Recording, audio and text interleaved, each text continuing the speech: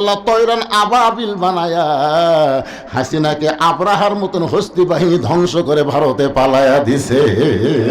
জোরে বলেন কথা ঠিক কি না? আপনারা 5 তারিখের সকাল দেখেন, দুপুর দেখেন, 2টা দেখেন, জোহরনামের পর 2টার সময় দেখেন, আপনি নিজের চোখে দেখতে পারবেন ফেসবুকে কি অবস্থা। আমি সকালে দেখি একটা মানুষও নেই। দুপুর 12টার দিকে ফেসবুক তো খুব একটা চলে না, ভিপিএন দিয়ে চলাই। দেখলাম কোনো মানুষজন নাই, ওই শহীদ চত্বরে গোটা 15-20 জন ঘুরঘুর করে ঘুরতেছে। আমি বললাম আজকেই হাসিনা জয়লাভ করবি, আগামীকাল দেখা আমাকে ওয়াজ বন্ধ হবি, সব কয়টা মৌলবীকে কেরকি দিবি। তোর এখন কথা ঠিক কিনা? হায় হায়, ছাত্ররা লং মার্চ ডাকলো, ঢাকাতে কেউ নেই। বিশ্বাস করেন, আমি মনে কষ্ট নিয়ে 12টার সময় মসজিদে ঢুকলাম, ঢুকে কোরআন শরীফ পড়লাম, এক সময় কিছু নফল ইবাদত করলাম। যখন নামাজ পড়ার পরে আল্লাহকে বললাম, আল্লাহ আল্লাহ সব ক্ষমতা তোমার হাতে। আল্লাহ, এই ছাত্র জনতা আজকে ঢাকায় যাওয়ার কথা, একজনও নাই। কোনো মতো ঢুল ঢুল করে বাড়িতে এসে যখন ফেসবুক চালু করলাম, ভাই হায় হায়, যেদিকে তাকাই সেই দিকে পঙ্গপালের মতন মনে হয় তৈরান আবাবিল, আল্লাহর আবাবিল ঝাঁকে ঝাঁকে ঢুকতেছে। ধরে কোন সুবহানাল্লাহ। আপনারা কি মনে করতেছেন? সূরা ফিলের ঘটনা আপনারা জানেন? আয় হায় রে, আবরাহা হস্তি বাহিনী নিয়ে কাবা ঘর ধ্বংস করতে এসেছিল। হাসিনা আমাদের বাংলাদেশকে হস্তি বাহিনী দিয়া ধ্বংস করার চেষ্টা করেছিল, কিন্তু বাংলাদেশের ছাত্র জনতা আবাবিল হয়ে আল্লাহর রহমতে বিজয় লাভ করেছে। জোরে কোন কথা ঠিক কিনা? কারণ কোন বিজয় মানুষের চেষ্টায় হয় না, প্রত্যেকটা বিজয় হয় কার উদ্দেশ্য, কার চেষ্টায়? আল্লাহ সূরা নসরের মধ্যে বলে দিয়েছেন, ইজা জা নাসরুল্লাহি ওয়াল ফাত ওয়া রাআইতান নাসা ইয়াদখুলুনা ফি দীনিল্লাহি আফওয়াজা ফাসাব্বিহ বিহামদি রাব্বিকা ওয়াস্তাগফির ইন্নাহু কানা তাওয়াবা। আল্লাহু আকবার। একটু মনোযোগ দিয়ে শুনবেন।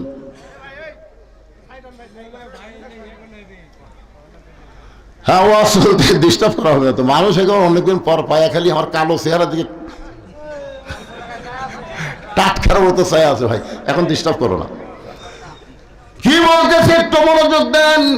ওমর ফারুক বললেন, না আসল জায়গায় বিচার দিও না, একটু ধৈর্য ধরো।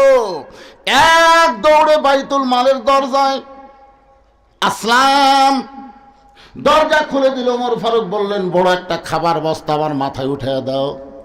আসলাম বলতেছে, আমির আল মুমিনিন কোথায় যাওয়া লাগবে? আমি খাবার বস্তা নিয়ে রওনা দিব। ওমর ফারুক বলে, আসলাম রে, একজনের পাপের বোঝা আর একজন মাথায় নাই না, দে আটার বস্তা আমার মাথায় উঠায় দে।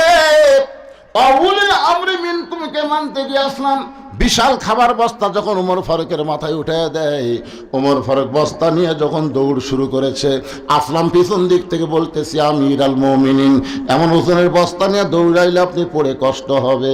ওমর বলে, আসলাম রে, সময় মতো যদি জায়গায় যাবার না পারি, ওমরকে আল্লাহ জাহান্নামের আগুন দিয়ে পুড়ে মারবে। ইয়া আইয়ুহাল্লাযীনা আমানু তাকুল্লাহা হাক্কা তুকাতিহি ওয়া লা তামুতুন্না ইল্লা ওয়া আনতুম মুসলিমুন। আত্তাকুল্লাহ, ভয় করতে হবে কার? আরো জোরে বলেন কার? এলা মানুষের তৈরি আইন দেওয়া হয় না, আল্লাহর কোরআন দিয়ে আইন যখন চালু হবে। ওমর ফারুক বলে, আসলাম সময় মতো যদি জায়গায় পৌঁছতে না পারি, জাহান্নামের আগুন দিয়ে আল্লাহ ওমরকে পুড়াবে। এক দৌড়ে বস্তা নিয়ে তাবুর কাছে মারে, রুটের হালুয়া তৈরি কর। মহিলা রুটি হালুয়া তৈরি করে যখন ওমর ফারুকের হাতে দেয়, ওমর ফারুক 2টা এতিম বাচ্চাকে 2 উরাতের উপর বসায় নিয়ে ওই রুটি হালুয়া যখন মুখের মধ্যে দেয়, 2টা বাচ্চা ফ্যাল ফ্যাল করে ওমরের দিকে তাকায়। আরাআইতাল্লাযী ইউকাজ্জিবু বিদ্দীন মিসকিন ফাযালিকাল্লাযী ইয়াদুল ইয়াতীম ওয়া লা ইয়াহুদ্দু আলা তুআমিল মিসকিন। ধর্মের নামে মিথ্যাবাদী কারা? ভোটের আগে মাথায় হিজাব দেয়, হাতে তসবি নেয়, আর ভোটের পরে ভারতের সাথে মিত্রতা করে। এরাই হলো ধর্মের নামে মিথ্যাবাদী। জোরে করে কথা ঠিক কি না? হায় হায় হায় রে, আমাদের বাংলাদেশের আওয়ামী লীগের যে নেতাগুলো আছে সাইজ ভাই মানে এই মুহূর্তে জান্নাত থেকে চলে যাচ্ছে। হায় কি আল্লাহ কি বলতেছে? এরাই ধর্মের নামে মিথ্যাবাদী।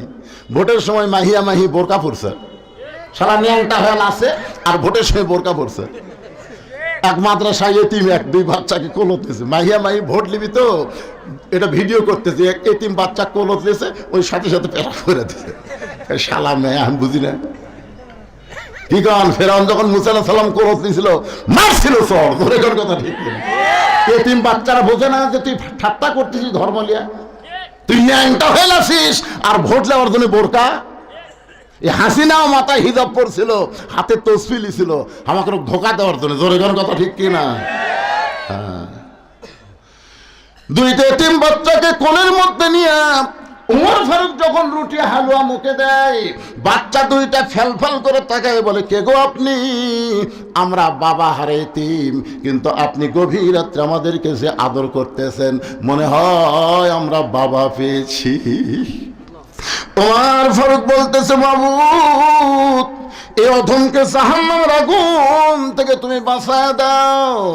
হেজাবের ভিতর থেকে মা চিল্লায় বলে, পথিক রে নিশিরাতের পথিক, যদি ওমর মদিনার খলিফা না হইয়া তুমি যদি মদিনার খলিফা হইতা, আল্লাহ মদিনাকে জান্নাত বানায়া দিত। আব্দুল্লাহ বলতেছে, রে নবীর সাহাবীরা, তোমরা সবাই যখন ঘুমাও তখন আমার বাবা ঘুমায় না। গভীর রাত্রে আমার বাবা আমার ঘরের দরজায় গিয়ে ডাক দিয়ে বলতেছে, আব্দুল্লাহ আব্দুল্লাহ রে। আমি দরজা খুলে এদিকে বাবার হাতে একটা পাঞ্জাবি। আমি খুশি হয়ে বললাম, বাবা বাইতুল মাল থেকে আমার একটা পাঞ্জাবি দিছে, আপনি আর একটা দিবে রাখছেন? নেতার বেটা হওয়ার মধ্যে লাভ নাই, R15 ঘরে। হাই হাই রে, আমার এলাকার আওয়ামী লীগের ছেলেরা, এই যে ছাত্রলীগ যুবলীগ কিছু কিছু ছেলেরা আগে অটো ভ্যান চালাতে, বুঝছেন, এখন R15 না, আর কিছুই নেই, আর নাই তো। অনুরকম যন্ত্র দেখ খুঁজলে ওদের কার পাওয়া যাচ্ছে না, কোন জায়গাতে লুকে আছে ভাই। চিন্তা করে দেখেন, একটা জুব্বা একটা পাঞ্জাবি আমাকে বাইতুল মাল থেকে দিছে বাবা, গভীর রাতে আর একটা দিবে রাখছেন। ওমর ফারুক সঙ্গে সঙ্গে কোরআন থেকে তেলাওয়াত করলেন, ইন্নাল্লাহা ইয়ামুরুকুম আন তুআদ্দুল আমানাতি ইলা আহলিহা ওয়া ইযা হাকামতুম বাইনান নাস আন তাহকুমু বিল আদল। আল্লাহু আকবার। ওমর ফারুক ছেলেকে কোরআনে আয়াত শুনে কি বুঝালেন? বুঝতে পারছেন? পারেননি। মানুষের মধ্যে কাউকে যখন হাকিম বানানো হয়, বিচারক বানানো হয়, সে নিজের ইচ্ছা মতো বিচার করতে পারবে না। বিচার করতে হলে আল্লাহর আইন দিয়ে বিচার করা লাগবে। জোরে কোন কথা ঠিক কিনা?